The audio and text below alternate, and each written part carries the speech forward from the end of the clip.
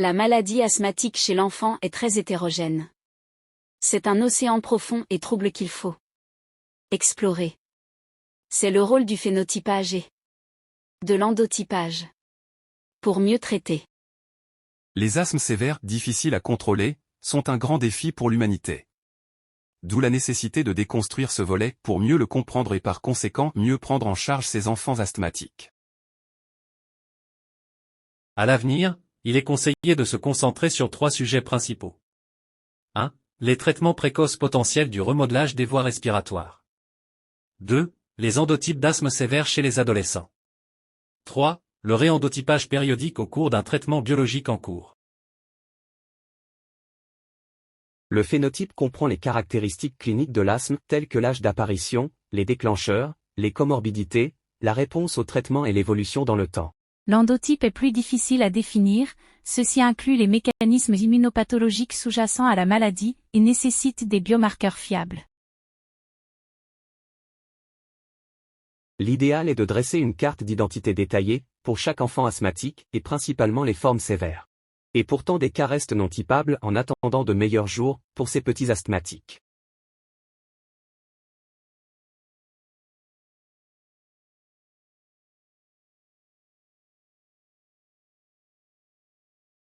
Ces 6 combinaisons clinico-évolutives possibles en attendant d'autres, avec les recherches actuelles, sur les asthmes sévères et difficiles chez l'enfant. Une meilleure compréhension de la stabilité temporelle de ces phénotypes et endotypes est essentielle pour l'asthme de l'enfant, qui présente une plus grande variabilité et des trajectoires, différentes que l'asthme adulte.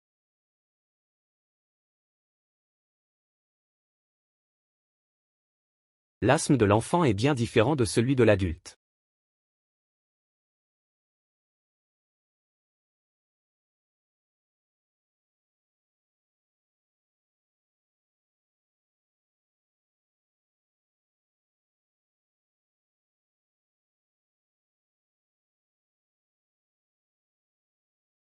La variabilité dans le temps des phénotypes chez l'enfant est illustrée par ce schéma.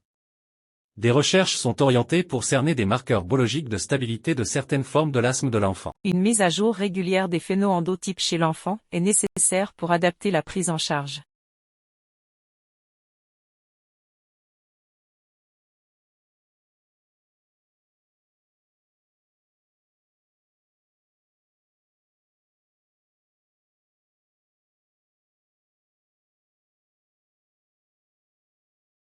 Cinq types de classification possibles chez l'enfant basés sur l'histoire clinique, fonctionnelle et thérapeutique.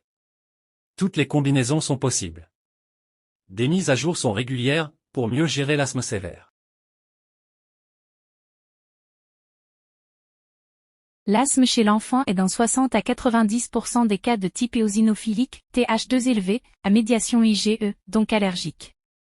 Dans 10 à 30% des cas de type éosinophilique mais sans stigmate d'allergie, taux d'IgE bas et test cutané allergique négatif. Les endotypes neutrophiliques sont très rares chez l'enfant.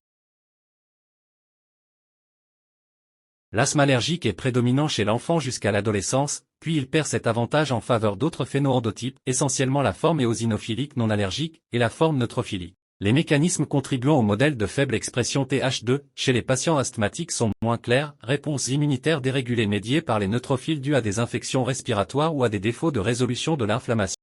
Il y a des déclencheurs autres que les allergènes, tels que l'exercice, les polluants, les tissus adipeux des sujets obèses, les changements hormonaux sexuels, prémenstruels par exemple, et les infections virales. L'asthme éosinophilique non allergique est moins fréquent que l'asthme éosinophilique allergique. Les facteurs déclenchants et le mécanisme physiopathologique sont différents. L'activation des mastocytes, des lymphocytes innés et des éosinophiles constitue l'axe des mécanismes cellulaires, cependant les éosinophiles sont responsables du remodelage et de la résistance thérapeutique.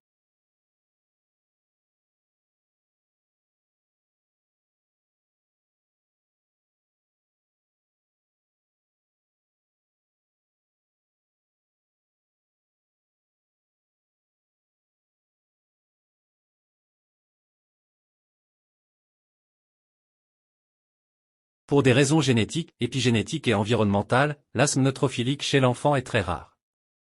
La physiopathologie est différente, impliquant d'autres éléments cellulaires tels que les lymphocytes innés, type 3, et d'autres cytokines telles que l'interleukine 17A. Les formes cliniques sont sévères, la comorbidité associée est notable, obésité, tabagisme, pollution. Les formes sont corticorésistantes, la biothérapie est indiquée après avoir confirmé l'endotype. Pour conclure, l'identification de phénotypes et d'endotypes stables changera notre compréhension et la gestion de l'asthme infantile.